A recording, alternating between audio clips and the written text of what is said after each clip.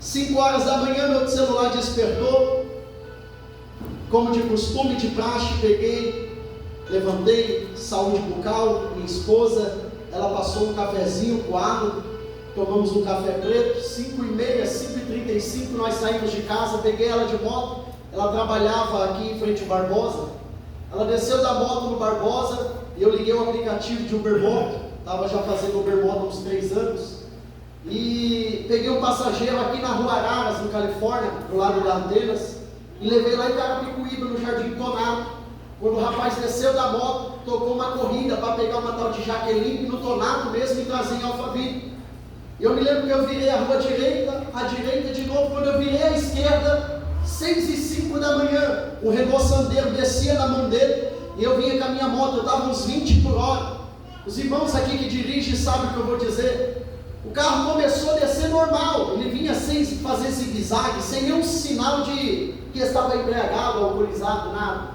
Quando chegou perto de mim, ele jogou na contramão e o carro veio acelerando. Quando eu vi o carro acelerando, eu pensei que era um amigo, conhecido, e ia frear o carro, né? Sabe quando você acelera e freia? E eu vi o carro vindo, eu fui parando a moto, fui freando a moto. E quando eu fui freando a moto, eu fiquei olhando para o carro, pensando que ele ia parar, mas o carro não parou. O carro começou a acelerar mais ainda.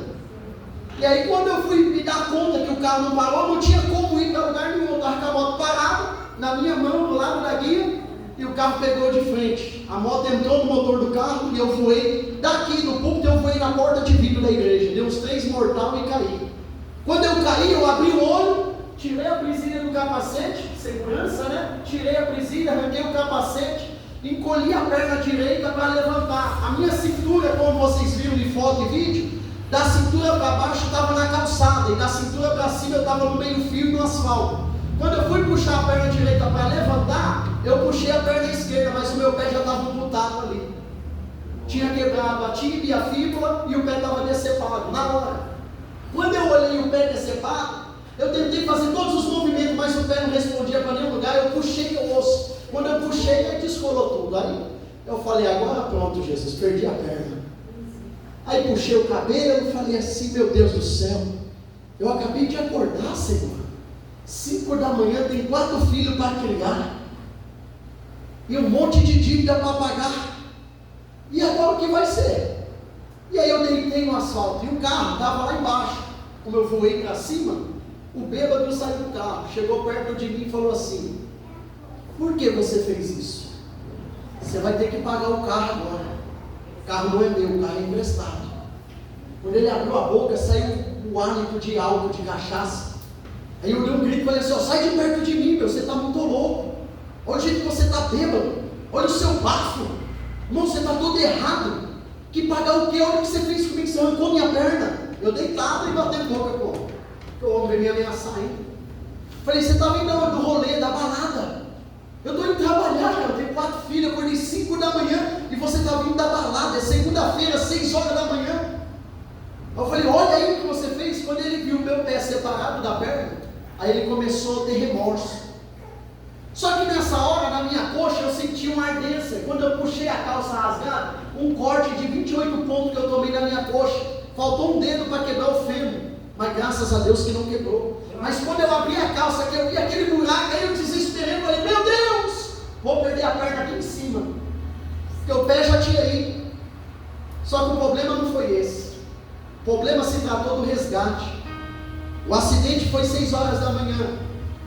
Nessa semana, na segunda-feira, o patrão da minha esposa deu uma ordem e disse assim, todo mundo que chegar na loja, celular no modo avião, dentro do armário. Na minha cabeça, passou um usuário de droga lá, era rua de pequena. Falei, seu jovem, me ajuda aí, desce lá na moto, lá no carro, pega meu celular no suporte do guidão, tem que ligar para alguém, me ajuda, estou sozinho aqui.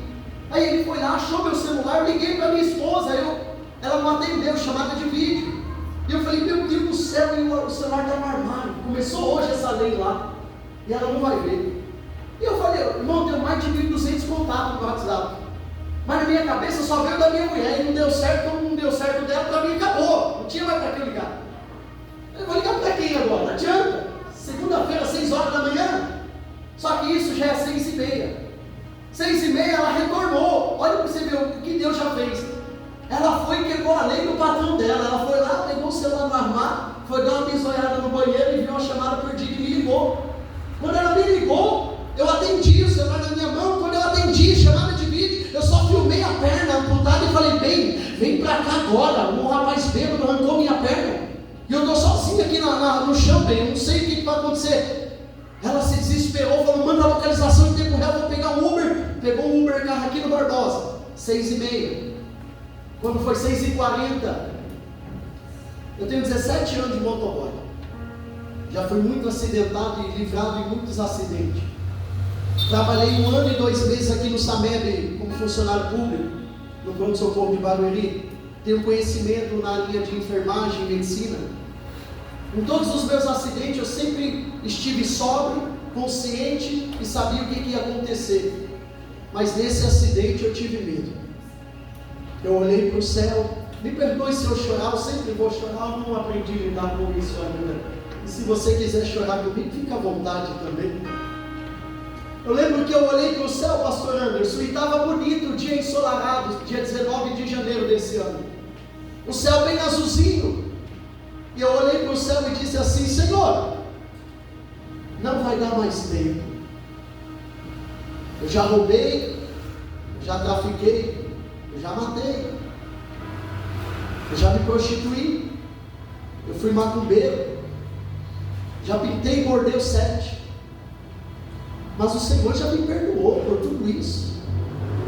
Porque há 10 anos atrás eu levantei a mão para ti e eu te aceitei como Salvador da minha vida. E tem 10 anos que eu te sirvo. Eu não sei o porquê eu estou vivendo isso. Mas a tua palavra diz, olha o único versículo que eu lembrei na minha oração. Salmo 91, verso 11. A tua palavra diz que se o Senhor der ordem aos teus anjos, aí vai dar tempo.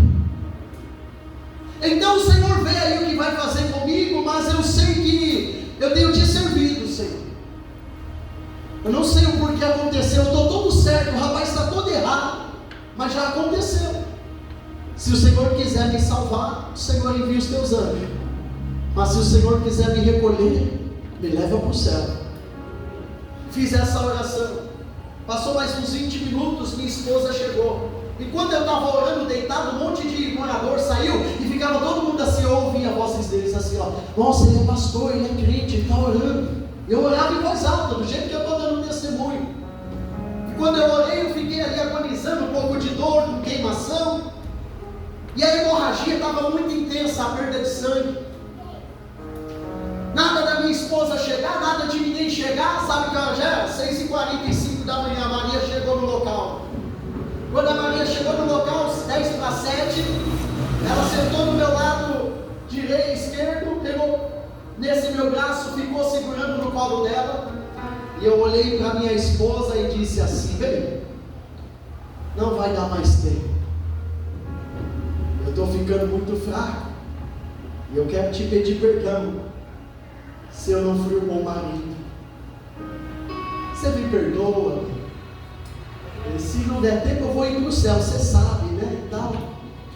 Mas aí você me perdoa às vezes que eu te machuquei. Às vezes a gente machuca as esposas sem perceber, sem ter intenção. E eu sentindo que a morte estava chegando. E naquele momento ali ela falava assim: não vai dar tempo. Eu falei: não vai, bem. Eu orei já ao Senhor e já falei com Deus. E eu falei para o Senhor: se Ele quiser, Ele pode mandar os anjos, aí vai dar tempo. Mas se não mandar os anjos, não vai dar, mãe. E ela abraçava eu e falava: não, amor, não, vai dar tempo, bem. E eu falava: não vai. Irmão, já tinha perdido mais de 3 litros de sangue. O sangue meu fazia poça, apóstolo. Se eu olhava assim, ó, umas poças, parecia fígado de boi, de tanto sangue empoçado. E aí ela começou a dizer para mim assim: bem, você está ficando muito pálido, muito branco. E eu falei: amor, eu estou falando, não vai dar tempo. A minha boca começou a dar uma secura devido à hemorragia. Parece que desceu todo o sangue da minha cabeça, passou pela garganta e começou a dar aquela sequidão. E a minha vista começou a escurecer, oscilar, ficava apagada e acendia, apagava e acendia, muito lenta. E ela falava comigo e dizia: vai dar tempo. E eu falava: eu não estou te vendo mais. ela estava segurando o meu braço e a cabeça dela, 2 palmos da minha, e eu falava: eu ouço a tua voz, mas eu não te enxergo mais, bem. E foi nesse momento que ela disse: bem, vai dar tempo, bem, vai dar tempo. Eu falei: amor, está na mão de Deus. Se o Senhor me levar, Deus vai cuidar de você, das crianças. Deus não vai desamparar, não. Quando de repente chegou um caminhão de bombeiro, sabe aquele caminhão de apagar incêndio, tanque? Aí ela falou: vai dar tempo. Chegou um caminhão de bombeiro. Quando eu olhei assim do asfalto, assim, com a boca para cima, caminhãozão daquele tamanho, quase não entrava na favela. Eu falei assim: amor, não vai dar tempo. Mandaram o resgate errado, gente. Caminhão de bombeiro não socorre vítima, só faz primeiros socorros. E eu, na minha sabedoria e experiência, eu entendi que eu tinha que ser removido dali. Eu não precisava de toniquete, eu não precisava que alguém estancasse o sangue, eu precisava de um UTI urgente, eu precisava de um PS urgente. E quando o bombeiro estacionou o caminhão, veio fazer os primeiros socorros, fez algumas perguntas para mim de praxe de toda a ocorrência. E aí eu já me entregando à morte, eu disse assim: eu sei, não vai dar tempo e tal. E ele: não, nós já chamamos a ambulância está vindo, nós só vamos preparar você. Eu falei: mas não vai dar tempo não, já aconteceu muita coisa. Sabe que hora é 7h40 da manhã, eu já estou 1h40 só perdendo sangue. Quando foi 7h44 da manhã, eu ouvi um barulho fazendo assim, ó. Quando eu olhei para o céu, aquele barulhão, o helicóptero da Polícia Militar do Estado de São Paulo, Águia Dourada. Ele estava na altura da casa, na altura do fio da rua, do poste. Bem baixinho, aquele barulhão da hélice. Quando aquele barulhão veio, meu olho abriu e eu ouvi. Quando eu vi embaixo do helicóptero, eu olhei para minha esposa e disse: agora vai dar tempo, porque Deus enviou o anjo.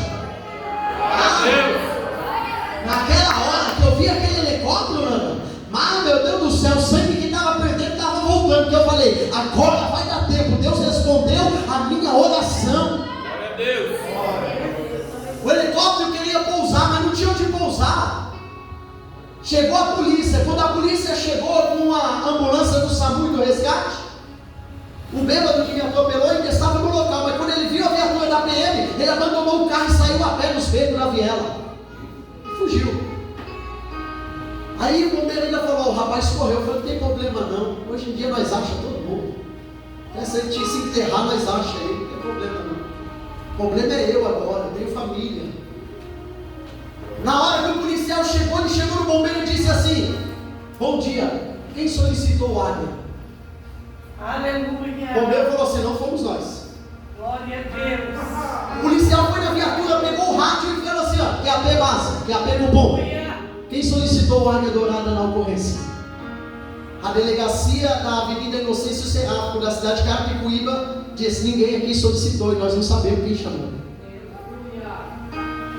O policial começou a ficar entediado. Sabe aquele homem orgulhoso, prepotente, que tem que ser do jeito dele, na hora dele?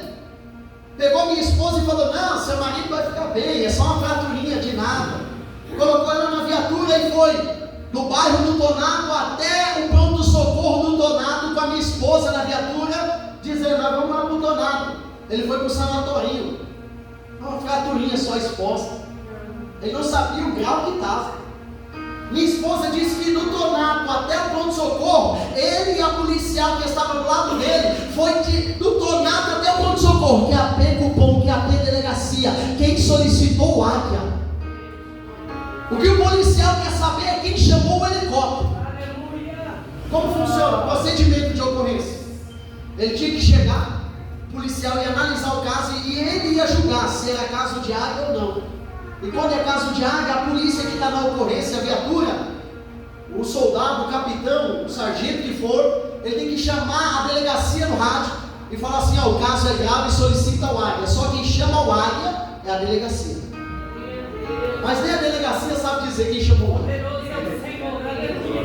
Quando o bombeiro olhou para mim, eu falei assim: fala para ele que um comedor de arroz e feijão orou e o céu respondeu. Glória a Deus. Glória a Deus. Ele ainda socou bem presente na hora